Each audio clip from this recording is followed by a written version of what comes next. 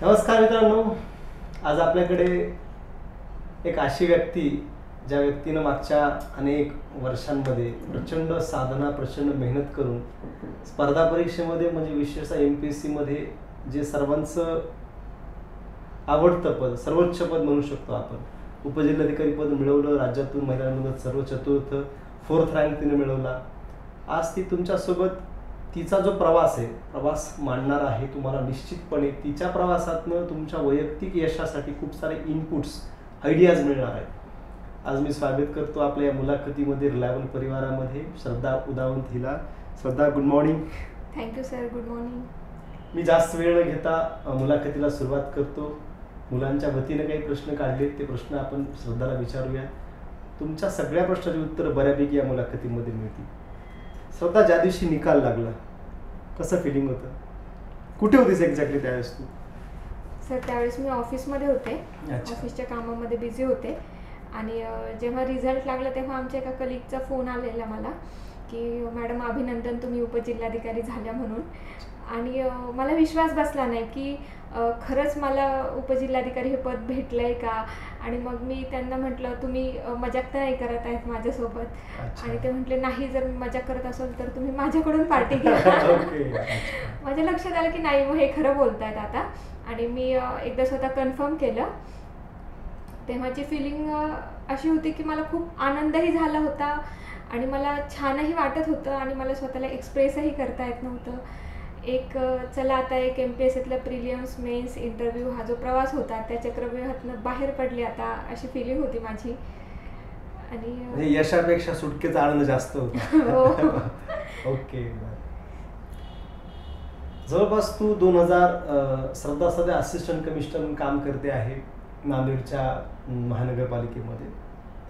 तर श्रद्धा, 2014-15च्या दरम्यान तू सुरुवात केली होती. 2014-15च्या अगोदरची श्रद्धा आणि आता 4-5 वर्ष स्पर्धा परीक्षेमध्ये तावून सलाखून निघाल्यानंतरची श्रद्धा, काय फरक जाणवतो वैयक्तिक पातळीवर? सर, 2014च्या आधीची श्रद्धा किंवा आताची जी श्रद्धा आहे, खूप फरक झाला आहे माझ्यामध्ये. जसं की माझ्यामध्ये खूप जास्त संयम वाढला आहे. 5 वर्ष रिझल्टची वाट बघता बघता, अभ्यास करता करता एक संयम डेव्हलप होतो स्वतःमध्ये. आपण एक शांत बनतो, स्थिर बनतो. ते स्थिरत्व आलं आहे माझ्यामध्ये.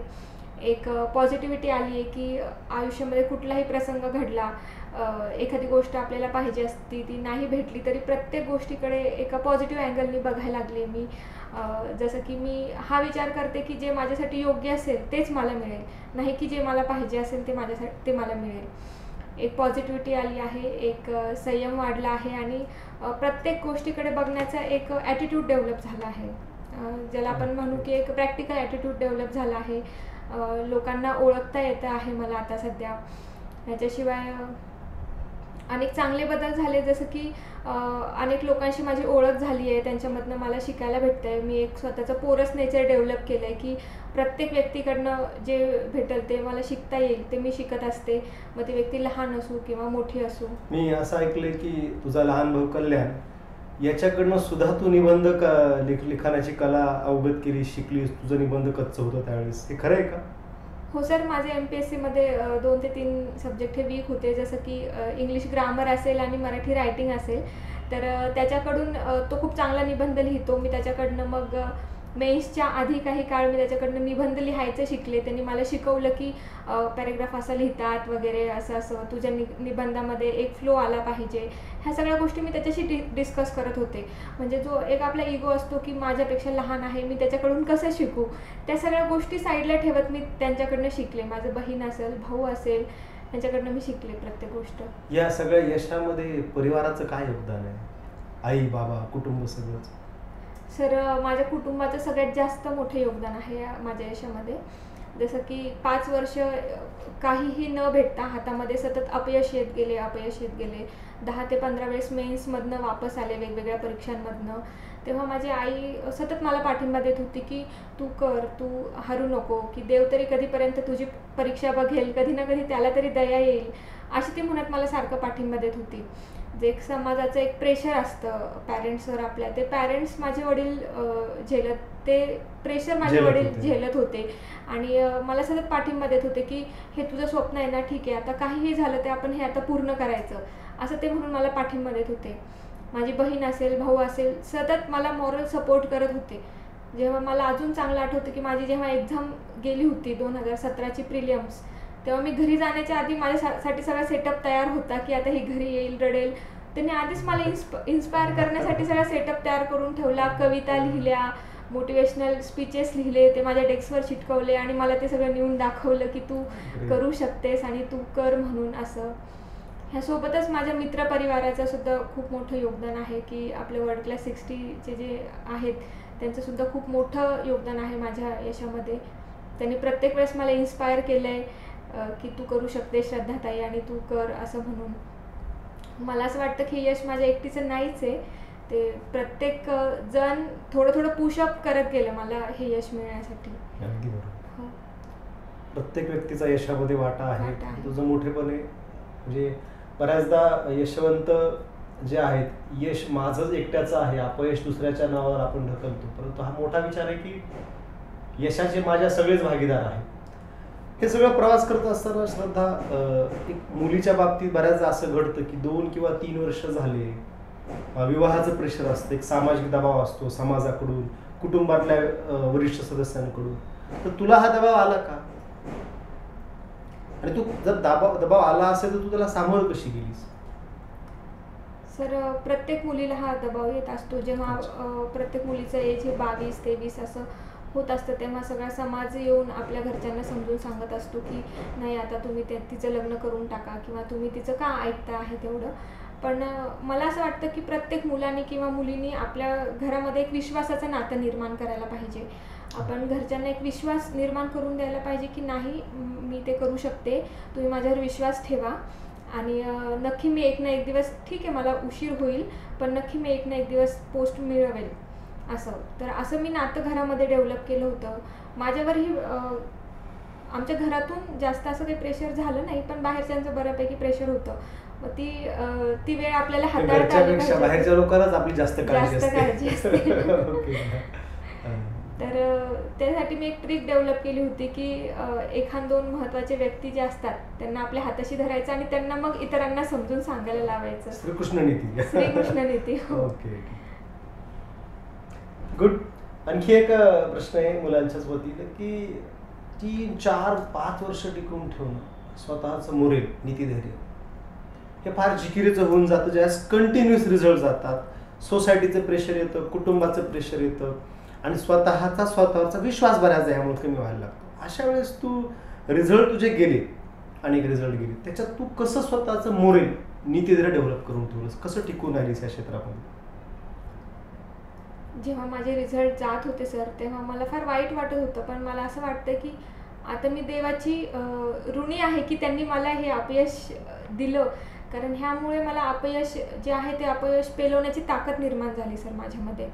आणि आता असं वाटतं की एखादी वीट असते तर 2 असतात, त्या एक असते कच्ची वीट आणि एक असते पक्की वीट. तर ती पक्की वीट बनण्यासाठी कशी ती भट्टीमध्ये तावून सुलाखून निघाली पाहिजे, तसं माझं व्यक्तिमत्व आता निर्माण झालं आहे की इतके अपयश पचवल्यानंतर आयुष्यामध्ये कुठलीही घटना घडली तर त्या घटनेमधनं नेहमी सकारात्मकताच घ्यायची, त्या घटनेमधनं शिकायचं आणि पुढची वाटचाल करायची. हा माझा स्वभाव बनून गेला आहे आता. आणि जसं की मी आता एक माझा प्रवास सांगू इच्छिते की 2014ला मी इंजिनिअरिंगच्या शेवटच्या वर्षाला असताना 2 कंपन्यांसाठी ट्रायही केलं होतं. पण तेव्हा अनफॉर्च्युनेटली आणि आता फॉर्च्युनेटली माझं सिलेक्शन झालं नाही. असं खूपदा म्हटलं जातं की इंजिनिअरिंगच्या मुलांचं CSAT खूप चांगलं असतं, तर मला असं वाटतं असं काही नाही आहे. मी इंजिनिअरिंग बॅकग्राऊंडची होती आणि फक्त CSATमुळं माझं कंपनीचं सिलेक्शन गेलं होतं. त्यानंतर मी माझं CSATला खूप कमांड मिळवली, माझं ते ॲबिलिटी डेव्हलप केली, मॅथ्स असेल, रिझनिंग असेल, मी शिकत गेले. आणि त्याच्यानंतर मग मी MPSCमध्ये आले. मी पहिल्यांदा प्री मेन्स इंटरव्ह्यूपर्यंत प्रवास केला. दुसऱ्यांदाही पहिल्याच प्रयत्नामध्ये मी prelims pass interview, mains pass इंटरव्ह्यूपर्यंत पोहोचले.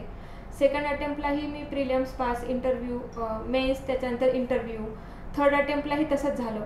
पण मग मला पोस्ट नाही भेटली आणि ह्या दरम्यान मी कुठेतरी STIच्या 2 माझ्या एक्झाम एका मार्कनी माझ्या पोस्ट गेल्या STIच्या. ASOच्या पोस्टही माझ्या अशा 2 ते 3 मार्क्सनी गेल्या. एक्साईजची पोस्ट माझी 3 मार्कांनी गेली आणि एवढे सगळे मग अपयश येत गेले मधात. तर एक वेळ अशी येऊन जाते सर की आपण खचून जातो, कुणाचा सल्ला घ्यावा हे सुद्धा आपल्याला लक्षात येत नाही. मग मी माझी एक ट्रिक डेव्हलप केली होती की कुठलाही रिझल्ट गेला तर मी आध्यात्मिक कोर्स करत होते.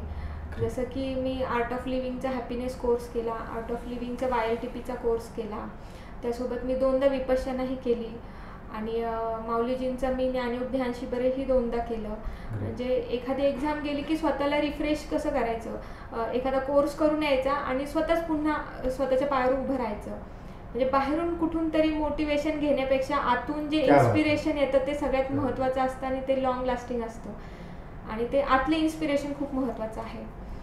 आणि त्यासोबतच मी MPSC जे करत होते आपल्या बॅकमाइंडला की आपलं MPSC आपण करतोय किंवा आपल्याला अधिकारी व्हायचं आहे तर ह्याचं कारण काय, रिझन काय, ते रिझन खूप स्ट्रॉंग पाहिजे असं मला वाटतं. कॉन्टेक्स्ट स्ट्रॉंग असेल तर आपण कितीही खचलो तरी आपण पुन्हा उभं राहू शकतो.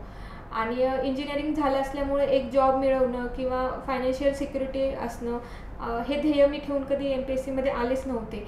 त्यामुळे असं मला वाटतं की प्रत्येक वेळेस पडल्यानंतर मला काहीतरी वेगळं करायचं आहे, काहीतरी लोकांसाठी करायची इच्छा जी होती ती स्ट्रॉंग होती माझ्यामध्ये, त्यामुळे मी प्रत्येक वेळेस उभं राहू शकले. परंतु साधा हे तुझे आता बोललीस की मी आध्यात्मिक कोर्सेस केले, विपश्यना असते की शिबिरं केली, हे घरनं सगळं वातावरण आहे का तुझ्या की तू या प्रवाहात आलीस? कारण फार अपवादात्मक घडतं. हो सर.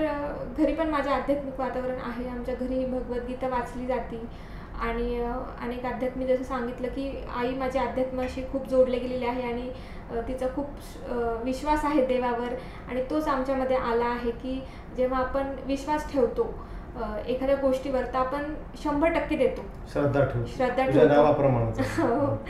तर श्रद्धा ठेवतो तेव्हा आपण आपले 100% देतो. तर घरूनही कुठेतरी पाया स्ट्रॉंग झाला. त्याशिवाय मी आपल्या प्रकल्पामध्ये आले, वर्ल्ड क्लास 60 नावाच्या प्रकल्पामध्ये आले. इथे आल्यावर जास्त मी अध्यात्माशी जोडले गेले. जसं की इथं आल्यावर मी आर्ट ऑफ लिव्हिंगचा कोर्स केला, हॅपीनेस कोर्स केला.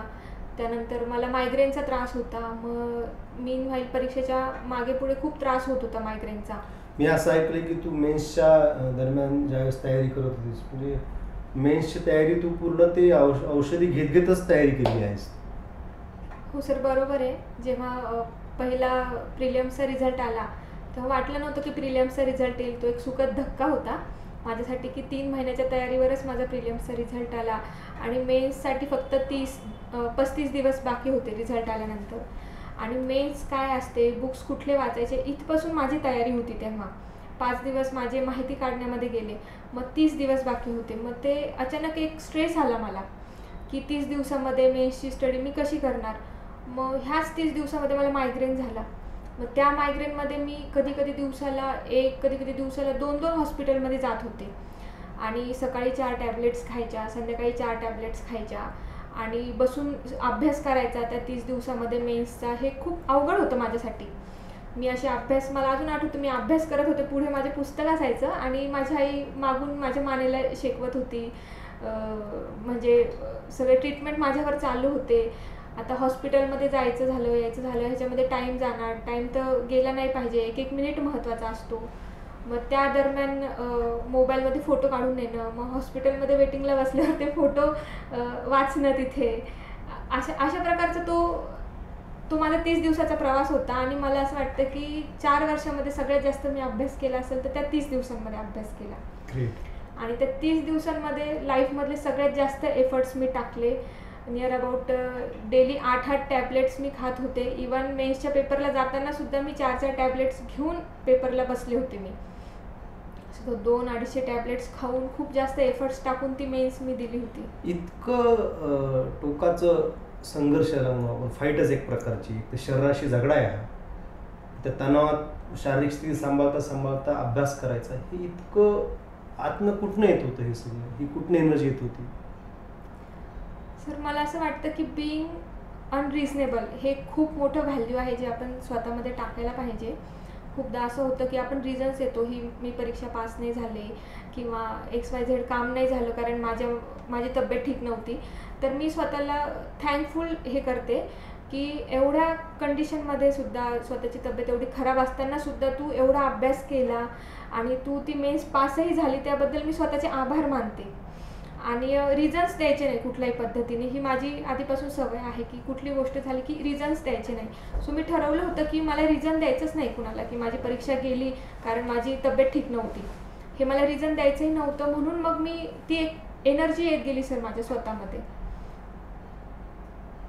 ग्रेट. या सगळ्या प्रवासामध्ये तू मध्ये काही काळ अभ्यास केला, सुरुवात केलीस, प्री मेन्स इंटरच्या टप्प्यावर आपल्या निवासी प्रकल्पावर राहिलीस. तर विशेषतः मला आवडेल, निवासी प्रकल्पामध्ये तू काही अनुभव घेतलेस का तिथे, ज्याच्यामुळे तुझ्या ह्या सगळ्या प्रवासामध्ये तुला फायदे झाले?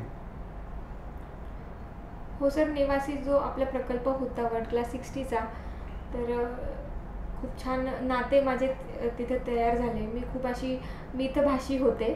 तिथे गेल्यावर मी बोलायला लागले व्यक्तींशी, एक त्यांचं सुखदुःख जाणून घ्यायला लागले, माझे सुखदुःख शेअर करायला लागले. म्हणजे माझी आतमध्ये जी घुसमट होत होती ती झाली नाही शेअर केल्यामुळे. आणि एक चांगला ग्रुप भेटला स्टडीसाठी आणि सतत पाठिंबा देणारे बहीण भाऊ भेटले मला तिथे की तुझ्यामध्ये कॅपेबिलिटी आहेस, तू करू शकतेस, असं म्हणत म्हणत कुठली एक्झाम गेली की मला धीर देण्यासाठी तिथं 60 जण उभे असायचे. आजही मी जेव्हा मागे वळून बघते तर माझ्या लाईफमधला सगळ्यात छान पार्ट किंवा सगळ्यात छान रिलेशनशिप कुठे डेव्हलप झाली असेल तर ते 60मध्ये डेव्हलप झाली. त्याशिवाय सर एक बिईंग ह्युमन म्हणून मी खूप चांगली तिथे घडले. जसं मी सांगितलं की एक अध्यात्माशी जी माझी जोड निर्माण झाली ती तिथंच निर्माण झाली. मी स्वतःच्या आरोग्याची काळजी घ्यायला लागले. तिथं गेल्यानंतर सकाळीच 5ला उठून गार्डनमध्ये जाणं असेल, एक्सरसाइज करणं असेल, स्वतःच्या हेल्थची काळजी पण घेणं तेवढंच गरजेचं आहे. तिथं जाऊन मी हेल्थची काळजी पण घ्यायला लागले आणि एक छानशी फॅमिली तयार झाली तिथे. अभ्यासामध्ये असेल, इतर सगळ्या गोष्टीमध्ये सपोर्ट करणारी फॅमिली तयार झाली. खूप मोठी गोष्ट आहे हे सगळं शिकणं. तुझ्यात काही प्रवृत्ती आहेत की तू शिकण्याची प्रवृत्ती आहे, त्याच्यानंतर विश्वास ठेवण्याची तुझी सवय आहे, ह्या तुझ्या क्वालिटी फार युनिक आहेत. त्यानंतर जाहिरात ज्यावेळेस पडायची, जाहिरात पडली त्यावेळेस तुझं नियोजन कसं असायचं? जाहिरातीच्या अगोदरचं नियोजन, जाहिरातीच्या नंतरचं नियोजन अभ्यासाचं. आता ह्याचे उपयोग आपल्या सगळ्या विद्यार्थ्यांचा फायदा यामुळे होणार आहे की आता आगामी 2 महिन्यानंतर परीक्षा आहेत मुलांच्या. तर ह्या सगळ्या दृष्टिकोनात आपल्या सगळ्या बंधू भगिनींना काय सांगशील तू नियोजनाच्या बाबतीत? सर, मला असं वाटतं की याच फील्ड नाही, कुठल्याही फील्डमध्ये नियोजन खूप महत्त्वाचं आहे. आणि आत्ता परीक्षेचं प्रत्येक विद्यार्थ्याचं हे मायक्रो प्लॅनिंग पाहिजे. जसं की माझं हे पुढच्या 6 महिन्यामध्ये काय करायचं आहे, पुढच्या 6 दिवसामध्ये काय करायचं आहे, 6 तासामध्ये काय करायचं आहे, हे प्रत्येक मायक्रो प्लॅनिंग मुलांचं पाहिजे. आणि जाहिरात पडल्यानंतर अभ्यास करण्यापेक्षा मला असं वाटतं मुलांनी आधीच अभ्यास करून ठेवायला पाहिजे आणि जाहिरात पडल्यानंतर फक्त रिव्हिजन बाकी राहायला पाहिजे मुलांची. आणि हेच प्लॅनिंग मुलांनी आता कोविडचा जो काळ आहे तो तर मी तर म्हणते सगळ्यात बेस्ट काळ आहे अभ्यास करण्यासाठी. अनेकांची मानसिकता निगेटिव्ह झाली आहे आणि मला खूप फोन पण येतात की आता आम्ही अभ्यास कसा करावा, आम्ही गावाकडे आहोत, काही सोर्स अवेलेबल नाही आहेत आमच्याकडे. तर मला असं वाटतं की हा सगळ्यात चांगला काळ आहे अभ्यास करण्यासाठी, कारण की कुठली परीक्षा समोर नाही आहे. त्यामुळे मुलांना घाईमध्ये अभ्यास करायची गरज नाही आहे. मुलं त्यांच्या कॉन्सेप्ट क्लिअर करत, नोट्स काढत, व्यवस्थित रिव्हिजन करत चांगला अभ्यास करून ठेवू शकतात, ज्याचा फायदा की जाहिरात पडल्यानंतर मुलांना इमिडिएटली होऊ शकतो.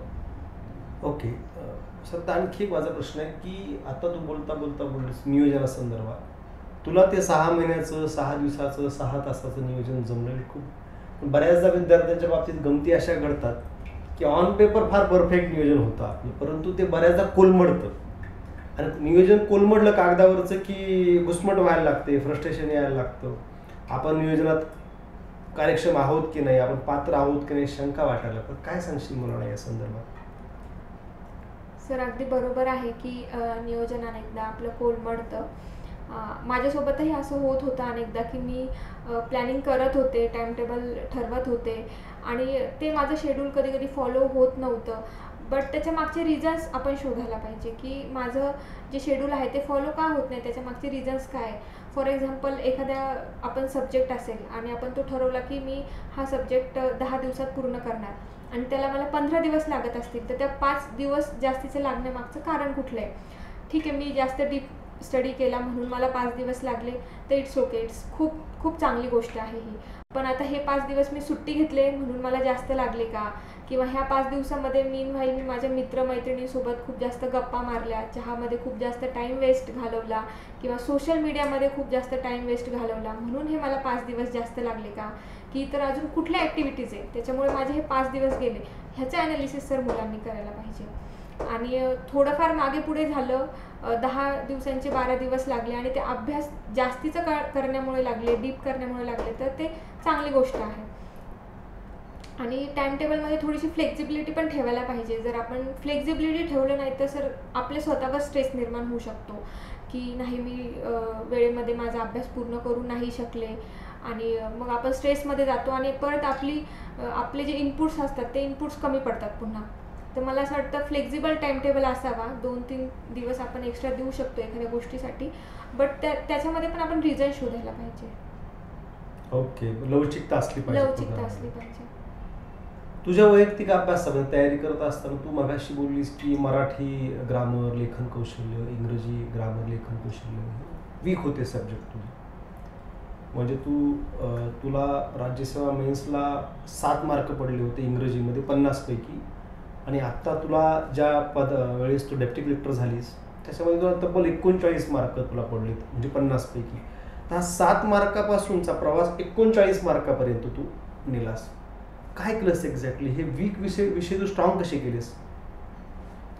सर इंग्लिश ग्रामरची आणि सीसॅटची मुलांमध्ये नेहमीच भीती असते, तशीच ती इंग्लिशची भीती माझ्यामध्येही होती की माझं इंग्लिश ग्रामर खूप पुअर होतं. तर 2017च्या जो मेन्सचा पेपर झाला मराठी इंग्लिश ग्रामरचा, त्याच्यामध्ये मला 50 पैकी 7 मार्क इंग्लिशमध्ये होते. आणि तोपर्यंत मी जे चांगले रेफरन्स बुक असतील इंग्लिशचे ते मी वापरलेच नव्हते. मग मी खूप मायक्रो ॲनालिसिस केलं. आयोगाच्या पेपरचं पण मुलांनी खूप चांगले ॲनालिसिस करायला पाहिजे, तो खूप चांगला सोर्स आहे आयोगाला समजून घेण्याचा. तर मी त्या पेपरचं ॲनालिसिस केलं, ते पेपर मी वारंवार सोडवले. जे बुक मी 3दा मेन्स देऊनही कधीच हातात घेतलं नव्हतं, ते बुक्स मी या वेळेला 8 ते 10 वेळेस वाचलं. पालांड सुरीचं बुक 8 ते 10 वेळेस वाचलं, त्याच्या मायक्रो नोट्स काढल्या, त्या नोट्सचं वारंवार रिव्हिजन केलं. त्याशिवाय मी इंग्लिशचे क्लासेसही केले. म्हणजे असं ठरवलंच होतं की काही करायचं बाकी ठेवायचंच नाही, यावेळेस सगळंच करायचं. मग इंग्लिशचे क्लासेसही केले, बाय हुक और बाय क्रूक, आणि इंग्लिशचे क्लासेसही केले. आणि जो काळ मला भेटत होता मधल्या वेळेत, जसं की मेन्सच्या आधी 2-3 महिने जेवण करताना वगैरे, तर मी कानामध्ये हेडफोन टाकून इंग्लिशचे लेक्चर ऐकता ऐकता जेवण करत होते. तर ते 3 महिन्यामध्ये जवळपास 30 लेक्चर मी ऐकून घेतले सगळे जेवण करताना. त्याशिवाय पाठांतर हा एक माझा वीक एरिया होता की माझं ॲनालिटिकल खूप चांगलं असायचं, की एखाद्या अननोन MCQचं सुद्धा आन्सर मी काढू शकायचे जे मी कधीच वाचलं नाही अशी गोष्टसुद्धा. पण पाठांतर आलं की तिथं मी खूप वीक पडायचे. सो आता हे कलम पाठ करणं असो किंवा मग इंग्लिशचे व्होकॅब्लरी पाठ करणं असेल, तर हे माझ्याकडनं कधी झालंच नव्हतं. तर मी यावेळेस ठरवलं होतं की आता हे पण करायचं. तर जेव्हा गाडीवर येताना जाताना मला वेळ भेटत होता, माझी बहीण गाडी चालवत होती आणि येताना जाताना जो मला वेळ भेटत होता तेव्हा मी मागे बसून मग मी इंग्लिशची व्होकॅब पाठ करत होते, आर्टिकल्स पाठ करत होते पॉलिटीचे, आणि असं करत करत मग मी माझं पाठांतर वाढवलं. जेव्हा आपण मित्रमैत्रिणींना भेटतो चहाच्या वेळेस, तेव्हा इतर गप्पा न मारता मग आम्ही मस्तपैकी असं छोटेसे पॉकेट आमच्यासोबत असायचं आर्टिकल्सचं, आणि मग आम्ही ते डिस्कस करत असायचो की तुला हे माहिती का. आणि माझा ग्रुप पण खूप स्ट्रॉंग होता यावेळेसचा अभ्यासाचा. सो ते पण मला सारखं मग पाठांतराला की हां तुझं जेवढं ॲनालिटिकल स्ट्रॉंग आहे तेवढंच तू पाठांतर वाढव, म्हणजे तुला त्याचा फायदा होईल, तुझे मार्क्स वाढतील. मग असं करत करत सगळ्या बाजूंनी इंग्लिशचा अभ्यास केला, पाठांतर वाढवलं, आणि त्यासोबत माझं मराठीचं रायटिंगसुद्धा वीक होतं. तर मी इथं आपल्याकडे आणून नेहमी पेपर चेक करून घेत होते. तर आपण असं ठरवलं होतं की आता काही सोडायचंच नाही. हां, तर मग तुम्ही सांगितलं की श्रद्धा आता तू अ आ ई पासून सुरुवात कर. मला अजून आठवतं की मी माझ्या डायरीचे 8 पेज भरून अक्षर सुधारण्यासाठी अ आई लिहिली, बाराखडी लिहिली आणि वेगवेगळे पॅरेग्राफ्स लिहून बघितले. तिथपासून तयारी चालू केली यावेळेस. म्हणजे वीक सब्जेक्टवर काम करताना मराठीचं शुद्धलेखन सुधारण्यासाठी अगदी अ आ इ ई पासून सुरुवात केली. म्हणजे एखादा व्यक्ती एखाद्या क्षेत्रात सर्वोच्च ठिकाणी का जाऊ शकतो, कारण त्याला त्याचे वीक पॉईंट लक्षात घेऊन त्याच्यावर रिगरस काम करण्याची सवय असते. बेस्ट एक्झाम्पल श्रद्धाचं आहे. श्रद्धा, प्लॅन बी होता काही? हो सर, प्लॅन बी होता तसा माझ्याकडे. आणि माझं इंजिनिअरिंग झालेलं असल्यामुळं मग मी असं ठरवलं होतं की ॲट द एज म्हणजे वाईटात वाईट काय होऊ शकतं की सपोज मला MPSCतनं पोस्ट नाहीच भेटली तर मी माझा जॉब पण करू शकत होते किंवा कोचिंगसुद्धा मी चालू करू शकत होते किंवा माझा बिझनेस आमच्या घरी आहे सो मी तो बिझनेससुद्धा वाढवू शकत होते. असं मी एक प्लॅन बी तयार ठेवला होता. आणि मला असं वाटतं की मुलांनी प्लॅन बी तयार ठेवायलाच पाहिजे, 100% ठेवायला पाहिजे. कारण जर आपल्याकडे प्लॅन बी नसेल तर आपल्याला असं वाटतं की आता माझ्या आयुष्यामध्ये जगण्यासाठी काही अर्थच राहिला नाही किंवा मग आपण स्वतःला अपयशी समजतो. पण होऊ शकतं एखाद्या वेळेस ही फील्ड माझ्यासाठी नसेल, दुसरं काहीतरी बेटर माझ्यासाठी असू शकतं. व त्यासाठी सर प्लॅन बी पाहिजे. प्लॅन बी महत्त्वाचा आहे, अगदी बरोबर आहे. आता MPSCच्या जे अगदी फ्रेश मुलं तयारीला लागली, अगदी नव्यानं आले, आता हा जून जुलै महिना आहे, तर ह्या नव्यानं येणाऱ्या मुलांसाठी कुठल्या गोष्टी तुला असं वाटतं की त्यांनी स्वतः रुजवल्या पाहिजेत? कुठल्या गोष्टी स्वतःमध्ये काही मूल्य व्हॅल्यू रुजवल्या पाहिजेत ज्याच्यामुळं त्यांचा यशाचा काळ कमी होईल, कमी काळात ते यश मिळू शकते? तुझं काय मत आहे याविषयी? सर मला असं वाटतं की पहिले तर त्यांनी प्लॅनिंग चांगली केली पाहिजे. त्यांचे जे सोर्स आहे ते कुठले कुठले बुक्स वाचणार आहे ते एखाद्या चांगल्या यशस्वी विद्यार्थ्यांकडनं त्याची माहिती घ्यायला पाहिजे. आणि ते नवीन फ्रेश स्टार्ट करता आहेत तर बेसिकपासून त्यांनी स्टार्ट करायला पाहिजे वाचायला, नाही की डिरेक्टली रेफरन्स बुक घेऊन त्यांनी वाचायला पाहिजे. बेसिकपासून सुरुवात करायची. आणि प्रत्येकाला वाटतं की मी 1 वर्षात पोस्ट काढेल, 2 वर्षात पोस्ट काढेल, पण खूपदा असं होतं की प्रत्येकाची जे असतं ते बुद्धिमत्ता ही वेगवेगळी असते. कुणाला 1 वर्षात मिळते, कुणाला 3 वर्षात मिळते.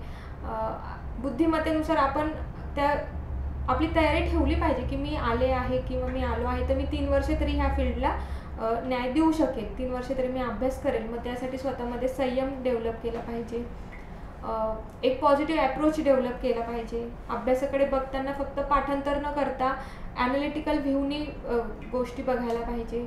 अभ्यास करताना गोष्टी त्यांना ॲनालाइज झाल्या पाहिजे असं मला वाटतं.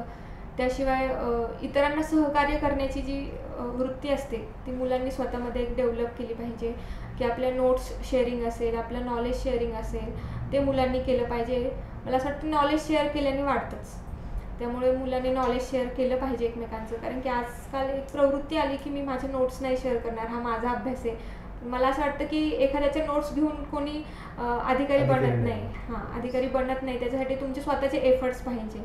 माझ्या स्वतःच्या नोट्स आहे पण मी माझ्या बहिणीला हे सजेस्ट करते की तू तुझे स्वतःच्या नोट्स काढ, त्याच्यामध्ये तू एफर्ट्स टाक, मग तुला जे माहीत नाही ते त्या नोट्समध्ये उतरेल आणि खऱ्या अर्थाने त्या तुझ्या नोट्स परिपूर्ण होतील. मग ते सुद्धा मुलांनी ठेवायला पाहिजे. ह्याशिवाय मुलांनी पोरस नेचर ठेवायला पाहिजे सर, की प्रत्येक गोष्टीमधनं शिकत गेलं पाहिजे मुलांनी. बऱ्याचदा मुलांचा अप्रोच हा असतो की हे मला माहिती आहे, हे मला माहिती आहे, मी 2 मेन्स दिल्या, मी 3 इंटरव्ह्यू दिले, सो मी का विचारू ह्या नवीन मुलांना. तर असं नाही पाहिजे. आमच्या ग्रुपमध्ये काही असे पण होते जे पहिल्यांदा मेन्स देत आहे किंवा जे मेन्सला क्वालिफायसुद्धा नाही झाले ते सुद्धा आमच्या ग्रुपमध्ये होते आणि आम्ही त्यांनासुद्धा सोबत घेऊन चालत होतो आणि त्यांच्याकडनं सुद्धा आम्ही शिकत होतो वेगवेगळ्या गोष्टी. एखाद्या गोष्टी असेल तर ते लक्षात ठेवण्याची ट्रिक असेल, काही गोष्टी असेल तर त्या शिकायला पाहिजे मुलांनी, स्वतःचा इगो साईडला ठेवून. असे काही व्हॅल्यूज मुलांनी स्वतःमध्ये रुजवले पाहिजे. ओके, म्हणजे निरंतर शिकण्याची प्रवृत्ती. प्रशासनात तू काम करतेस, ॲज अ CEO म्हणून काय अनुभव तुझे आता? सर सध्या मी नांदेड वाघाळा महानगरपालिकेला सहाय्यक आयुक्त म्हणून आहे. सर छान वाटतंय मला एक काम करून. कोविडच्या काळामध्ये मी तिथे काम करते आहे आणि एक भीतीचं वातावरण पण आहे सगळ्या अधिकाऱ्यांमध्ये, की आम्ही सगळेजण नवीनच रुजू झालो आहोत आणि पहिल्याच पोस्टिंगला आम्हाला कोविडसारख्या ह्याच्यामध्ये काम काम करावं लागतं आहे. सो खूप जणांनी मला सल्लेही दिले, की तुझा दुसरा रिझल्ट आहे, तू राजीनामा दे आणि नको रिस्क घेऊ. पण मला असं वाटते की नाही, कुठेतरी मी ह्या काळामध्ये काम करायला पाहिजे. कारण की जसं मी सांगितलं, की जे आपलं ध्येय असतं, की मला अधिकारी का बनायचं आहे, हे जर कॉन्टेक्स्ट क्लिअर असेल तर आपण कधीच मागे हटणार नाही. अनेक विद्यार्थ्यांना असं होतं की पोस्ट भेटते आणि मग त्यांना लक्षात येतं की अरे आपली पर्सनॅलिटी ह्या पोस्टसाठी योग्य नाही आहे. मग ते काम करताना 2-3 वर्षांनी फ्रस्ट्रेट होतात. तर मला असं सांगावं वाटेल की आधी तुम्ही विचार करा, ह्या जे येत आहे MPSCमध्ये तर ती कॉम्पिटिशन जास्त आहे, तुम्ही त्या पोस्टसाठी सुटेबल आहात का, तुमच्या पर्सनॅलिटी सुटेबल आहे का, ह्या सगळ्याचा विचार केला पाहिजे. आणि काम करतानाचे माझे अनुभव खूप चांगले आहेत. खूप आपल्याला काम करताना अनेकदा विरोध पण होतो, चांगल्या गोष्टीसाठी विरोध हा होतच असतो नेहमी. पण तरीही जो मी म्हटलं की संयम आपल्यामध्ये, पेशन्स खूप महत्त्वाचे आहे. तर ते पेशन्स ठेवून काम करायचं जे आहे ते प्रत्यक्ष फील्डवर आल्यावर आपल्याला करावं लागतं. आणि त्याशिवाय अनेक लोक आपल्याशी जोडले जातात, लोकांची कामं आपण करत असतो. सो कामं करताना जो आपण एखाद्याचं काम केल्यानंतर जे 2-3 शब्द तो व्यक्ती आभार मानतो, ते आभार कुठल्याच पैशामध्ये आपल्याला मोजता येत नाही. ते जे सॅटिस्फॅक्शन भेटतं ते सॅटिस्फॅक्शन खूप महत्त्वाचं असतं. खूप महत्त्वाची गोष्ट आहे या ठिकाणी, खूप महत्त्वाचा मुद्दा शेअर केला. शेवटचा प्रश्न आमच्या सगळ्या विद्यार्थी बंधू भगिनींसाठी, काय सल्ला देऊ इच्छितेस या सगळ्या भावी अधिकाऱ्यांना, नवे उमेदवार असतील किंवा जुने अनेक दिवसांपासून तयारी करणारे उमेदवार असतील, या लोकांना काय सल्ला देऊ इच्छितेस जाता जाता? सर, मी त्यांना सगळ्यांना असं सांगू इच्छिते की तुम्ही या प्रशासनाला एक चांगल्या अधिकाऱ्यांची खूप आवश्यकता आहे. आणि पॉझिटिव्हली विचार करणारे जे अधिकारी असतात किंवा संयमी अधिकारी असतात, संवेदनशील अधिकारी असतात, त्यांची गरज आहे प्रशासनाला. पण कुठेतरी स्वतःची पर्सनॅलिटी पण आपण चेक केली पाहिजे, की खरंच मी ह्याच्यासाठी योग्य आहे का, आणि जर मला पद भेटलं नाही तर मी ह्यानंतर मी काय करणार. खूप कॉम्पिटिशन आहे, दिवसेंदिवस कॉम्पिटिशन वाढती आहे. सिलेक्शनचा रेशो हा 2 to 3% रेशो आहे फक्त. मग 97 लोकांनी काय करायचं ह्यानंतर, हा पण प्रश्न पडतो. अभ्यास करताना जे लोक प्रामाणिकपणे अभ्यास करणार आहेत त्यांनी खरंच ह्या फील्डमध्ये यावं. पण जे विद्यार्थी येतात अभ्यासाच्या नावाखाली इकडे येतात आणि आईवडिलांचे पैसे खर्च करतात, वेळ वाया घालवतात, त्यांनी कॉम्पिटिशन समजून घ्यावी. आयुष्यातला प्रत्येक क्षण महत्त्वाचा असतो. सो इकडे तुम्ही 2-3-4 वर्ष स्पेंड करतात आणि नंतर विचार करतात मी पुन्हा पुढचं एज्युकेशन कंटिन्यू करू का. कारण आता मला खूप फोन येतात, 3-3 वर्ष UPSC केली आहे मुलांनी आणि परत म्हणतात आता MPSC करू का दुसरा एखादा जॉब करू का पुढं ME करू, असे खूप फोन येतात. म्हणजे मुलं स्वतः कन्फ्यूज असतात सर, की त्यांना आयुष्याकडनं पाहिजे काय किंवा त्यांना कुठलं काम करायला आवडेल, कन्फ्युजन असतं. तर मुलांनी ते कन्फ्युजन ठेवू नये, त्यांच्या आवडीचं काम करावं. कोणीतरी मित्रमैत्रीण MPSC करते म्हणून आपण करू नये. इथला जो MPSC करण्याचा किंवा अधिकाऱ्यांचा जो झगमग आपण दुनिया बघतो, तर ती दुनिया त्याच्या मागे काम करताना खरं चॅलेंज आहे. मी तर म्हणते डेस्कवर बसून अभ्यास करणं ही फक्त 5% प्रोसिजर, सोपी गोष्ट आहे. सोपी गोष्ट आहे खूप. त्या अधिकाऱ्याच्या खुर्चीत आव्हान वेगळी. हां, अधिकाऱ्याच्या खुर्चीवरची आव्हानं खूप जास्त वेगळी. आणि सगळ्यात सोपं काही असेल तर ते अभ्यास करणं आहे. आता हे मला पण आता जाणवते की अभ्यास करणं खूप सोपं आहे प्रशासन करण्यापेक्षा.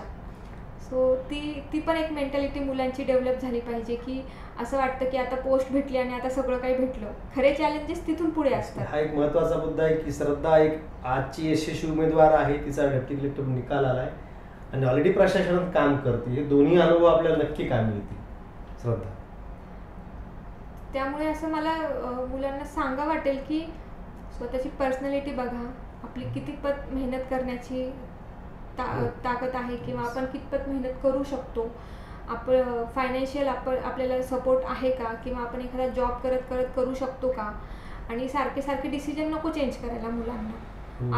आता MPSC, मग बँकिंग, मग पुन्हा ME करायचं, असे खूप केसेस माझ्या समोर येत आहेत. आता पुन्हा मग ME करायचं, मग ह्या सगळ्या प्रवासामध्ये सर 5 वर्ष निघून जातात आणि शेवटी मग मुलांचं वय होऊन जातं आणि मग ते निराश होऊन जातात.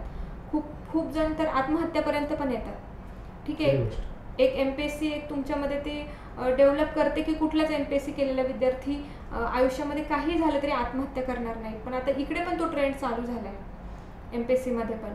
सो मला असं वाटतं की ह्या सगळ्या गोष्टींचा विचार करून मुलांनी कॉम्पिटिशनमध्ये यावं. खूप सुंदर पद्धतीनं, म्हणजे ज्यावेळेस एखादा उमेदवार एखाद्या क्षेत्रात शून्यापासून सुरुवात करतो आणि एका विशिष्ट उंचीपर्यंत जाऊन पोहोचतो, त्यावेळेस त्याच्याकडनं खूप काही शिकण्यासारखं असतं. मला खात्री आहे आजच्या मुलाखतीबद्दल श्रद्धानं जी काही उत्तरं दिली, तर तुम्हाला वैयक्तिक तुमच्या यशामध्ये निश्चित फायदा होईल. आज मी थांबतो. पुन्हा भेटूयात. Thank you very much. God bless you. आणि श्रद्धाला आपण आणखी जाता जाता शुभेच्छा सुद्धा देऊयात, कारण श्रद्धानं एक पाऊल, एक मंजिल पूर्ण केलेली आहे. आता पुन्हा आणखी नव्या प्रवासाला तुमच्या वतीनं, माझ्या वतीनं खूप शुभेच्छा देऊयात, खूप चांगलं प्रशासन चालवण्यासाठी. श्रद्धा आली, तुझं पुन्हा एकदा मनापासून आभार श्रद्धा. Thank you sir.